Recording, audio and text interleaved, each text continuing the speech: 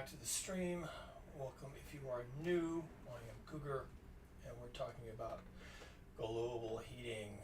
Today, CNN carrying a headline, bringing us back around to worrying about the Doomsday Glacier, as they love to call it. It's actually the Thwaites Glacier. It's in Antarctica, which is the southern pole of the Earth.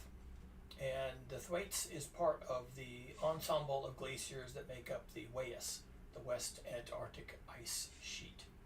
The WAIS is thought to be vulnerable to complete collapse as a feature of the cryosphere, and that ice, a lot of it is on land, and if it goes from the land into the sea, it raises sea level. The Thwaites Glacier, in particular, is thought to be capable of raising sea level by 2 feet. And that's why it's called the Doomsday Glacier. 2 feet doesn't sound like much, but even a foot of sea level rise is probably enough to overwhelm the shoreline features of most of the developed world. Overwhelm. So I mean, you would have to engage in yet more heroics with a foot of sea level rise, and most nations would be in no position to do that. So most nations would find themselves abandoning features of their coastline, like refineries, pipeline terminals, airports.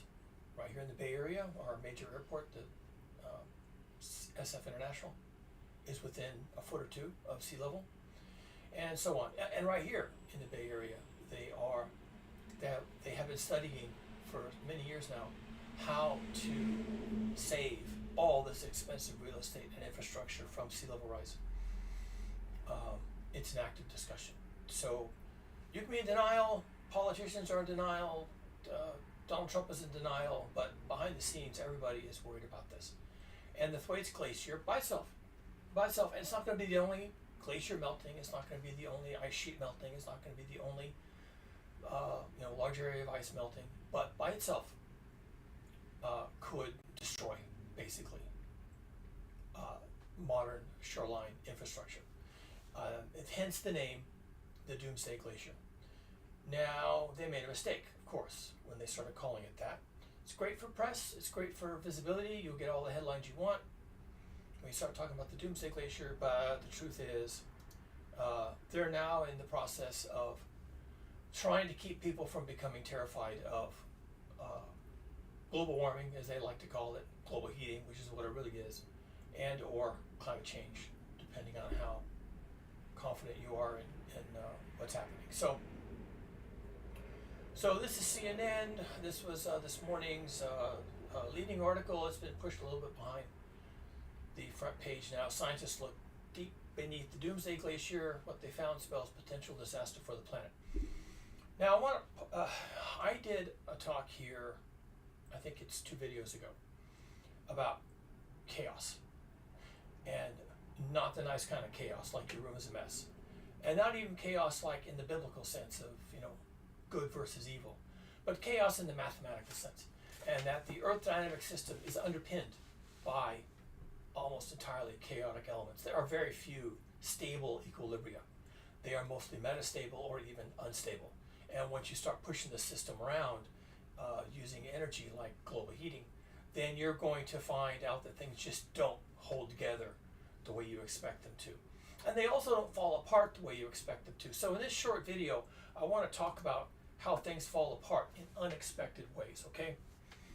Now, I'm going to scroll down from this picture because it has a tendency to make me dizzy. So here's the gist of the article, and you can find this on CNN. You can pause this here and read this if you like. There's more down below, but the part that I find most interesting is where they, where about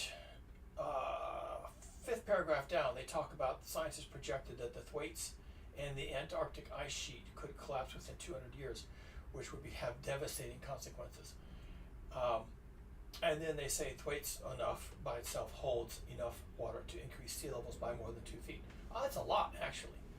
To have one feature on the planet that most people couldn't even find on a map. I mean, nobody can find it on a map. I can find it on a map, but I'm nobody. So nobody can find this thing on a map. Could nevertheless raise sea level by 2 feet, which would be the end of the world. It really would be. It's hard to imagine. It's hard to imagine that 2 degrees C increase in temperature globally above a pre-industrial baseline is the end of the world, but it is, and we're already seeing the end approach in the types of weather we're having, and fires everywhere. Forests that didn't used to burn are now burning in huge amounts. Floods and all this other stuff. And the last video I did, which was a reaction video to Yale Climate Connection, was a reaction to him asking, the speaker asking, will humans ever get hit by enough climate-related harm to ever want to stop burning fossil fuels? And his answer was no. My answer was also no, but for a different reason. It's because of our dependency. We can't ever ask to stop burning fossil fuels. We can't do it. We'll all die. We're going to die anyway. But no one is going to turn the switch. No one's going to flip the switch that causes most of humanity to die. No one's going to do that. They'll just let things go. And wherever they go, they go. And no one's responsible for it. It just goes. And, I didn't get my microphone. So sorry. That's my mistake. It just goes where it's going to go, and there's nothing you can do about it. Let me put this here. There we go. I should have done that differently. My bad. I don't do this enough. It's not true. I do it every day. But I do mean this to be short. So the key is that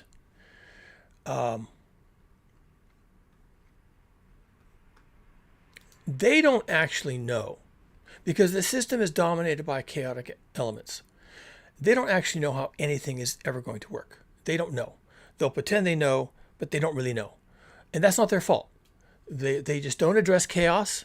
They have an antagonistic relationship with chaos. Chaos ruins their science, according to them. I mean, it doesn't have to. If the system is chaotic, then you can incorporate chaos theory into your system and say the best you can about it. But they don't like what they can say if they include chaotic elements. They don't like that it makes things uncertain.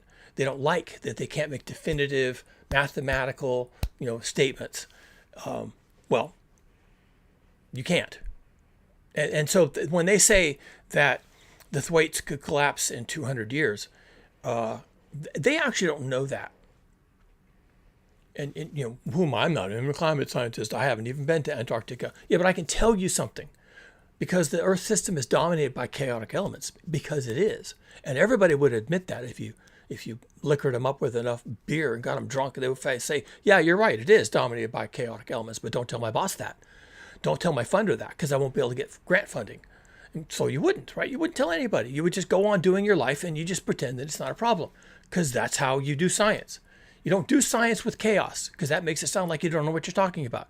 People don't understand that chaos is itself a science. It's not that your room is messy. It's not that chaos is evil, as opposed to God's will. Chaos is a mathematical system. You can study it, but they don't want to, because the connotation doesn't work for them. I understand that completely, and I'm not blaming anybody for that. But when they say it's going to be a problem in 200 years, they're blowing smoke up your ass. They don't know that. For example, and there are examples of this, the Antarctic Peninsula, which is not part of the main Antarctic body, but it is connected. It had 3 ice shelves, which is ice floating on water. So it's already in the water. It doesn't increase sea level if it melts. It's irrelevant that way. But there were 3 ice shelves, and they were called, and from the furthest to the closest to Antarctica continent, they were called Larsen A, Larsen B, and Larsen C. And there was some imagining that because these ice shelves were sort of far away from the continent and maybe surrounded by water in a way that made them vulnerable, that they might collapse because of global heating. But that this wouldn't happen for hundreds of years. This was back in the 90s, okay? I mean, I've been doing this a long time. Not as seriously as I'm doing it now. But we were talking about this a lot back in the day. And almost within like 2 or 3 years, I want to say, of someone prognosticating that Larsen A, B, and C would be the first to go, but not for 100 or even 300 years. Within 2 or 3 years, Larsen A disintegrated. It disintegrated overnight, literally overnight. One day it was there, and the next day when the satellite flew back over and took a picture, it was gone. And that freaked them out, a total freak out. An absolute monumental freak out. Huge dumpster fire. How did this happen? And of course, some people are asking, how did we get that so wrong? So there's the mechanism. How did Larsen collapse literally overnight? And why didn't we see that coming? And then about 10 years later, I want to say, Larsen B collapsed again overnight. Of course, this time people weren't freaking out, although they were freaking out because what these 2 points on the line suggested to them is that they didn't know what they were dealing with. They didn't understand the system. That's what you have to understand from all this sciencey stuff, is they're doing the best they can with the satellites and the probes and the exploratory ships and the people, traipsing around on the ice and traipsing around, drilling holes. And, we made a whole movie about it. What was it? Day After Tomorrow, right? Cryogeologists working on these ice sheets. But with all that going on and doing the best they can, turns out they didn't know what they were talking about. And I'm not saying that to be mean. I'm saying it because it's proven. And if you were to sit down and, like I say, liquor them up with some booze and get them to talk frankly for the first time in their entire career, they would say, yeah, we didn't see that coming. We had no idea. And we still kind of don't know what happened there. Now that we've gone back and looked at the satellite pictures and did some calculations, we kind of say, oh, yeah, that's how it happened. That's how it fell apart. Wow, who knew? Oh, by the way, the same thing is happening on Greenland. The same thing that happened in Larsen A and B that broke them to pieces, is now happening on Greenland. And I'll just go out and say it. I'll go out on a limb and say it. It will start happening on the Thwaites Glacier. There are emergent properties of these systems that we don't understand. And when they emerge, we're completely baffled. When they finally show up and we say, oh, that's how it works? Wow, didn't know.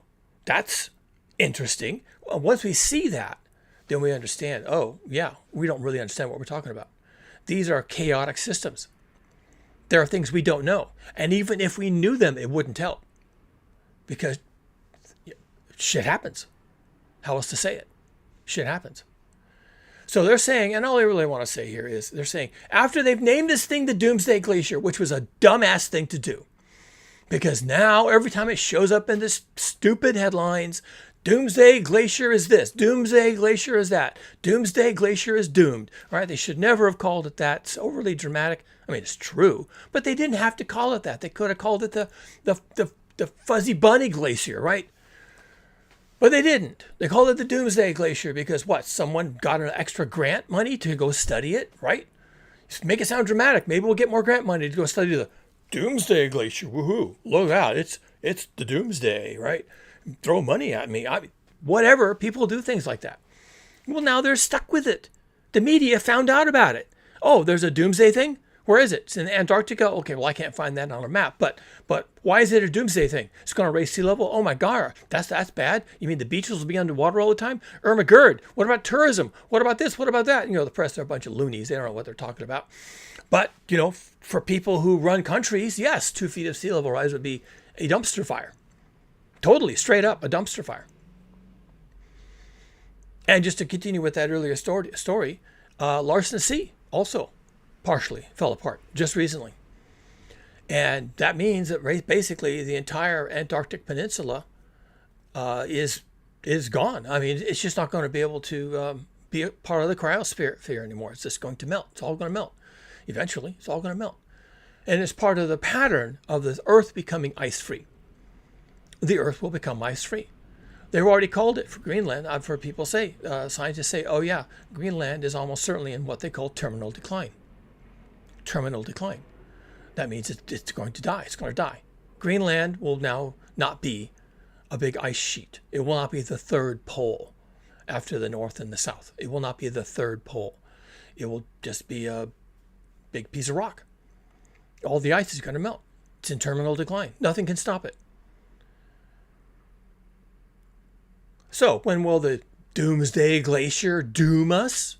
Well, they're saying 200 years, but they have to say 200 years. Because it's called the Doomsday Glacier. What do you expect them to say? Are they going to say, we don't know? We don't know when it's going to fall apart and raise the sea level by 2 feet. We don't know when it's going to start. We don't know when it's going to end. We don't know how long it's going to take. I mean, that's what they should say. They thought they understood the Larsen A, B, and C ice shelves. Turns out they didn't.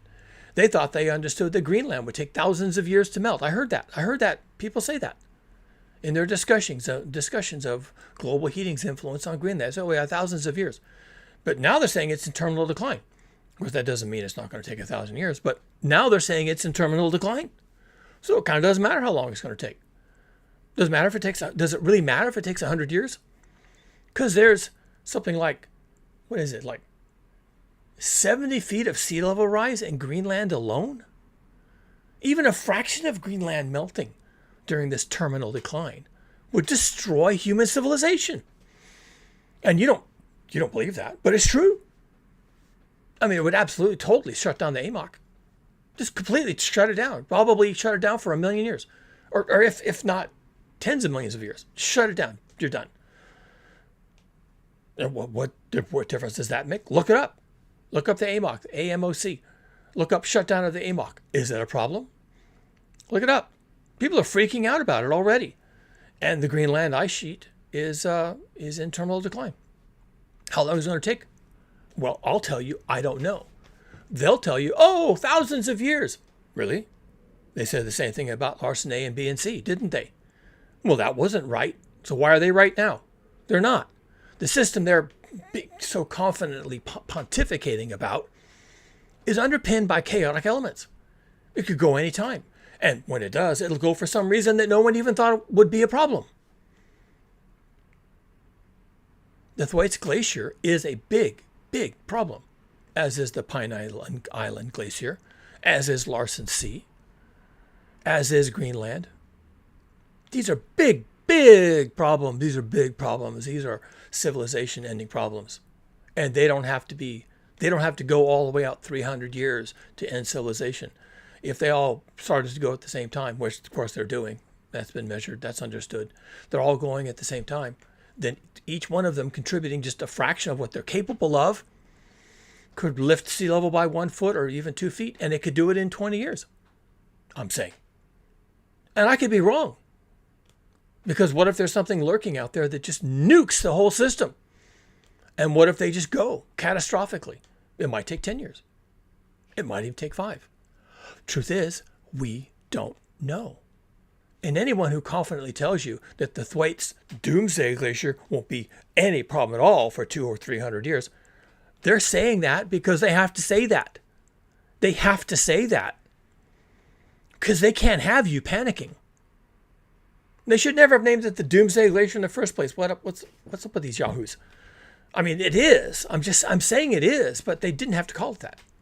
But now that they did, now they have to tell you a story about how, yes, it's the Doomsday Glacier and it'll doom civilization and we'll all be sad. But it's not going to happen for 300 years. So just keep driving and flying and moving your goods and moving your butt around and, traveling and touristing and, And meanwhile, all this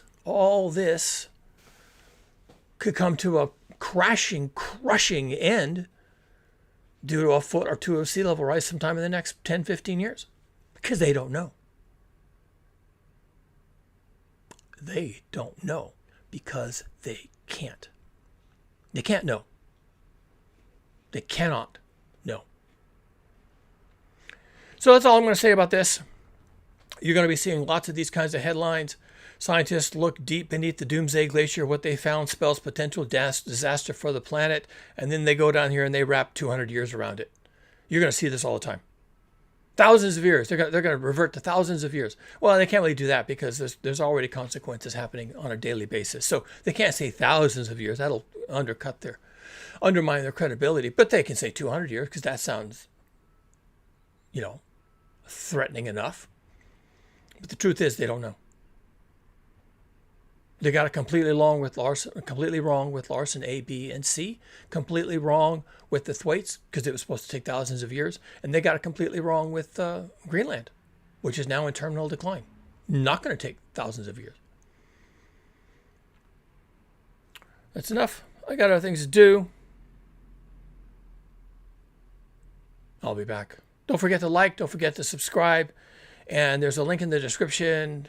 Buy me a coffee if you want. That gives me encouragement. And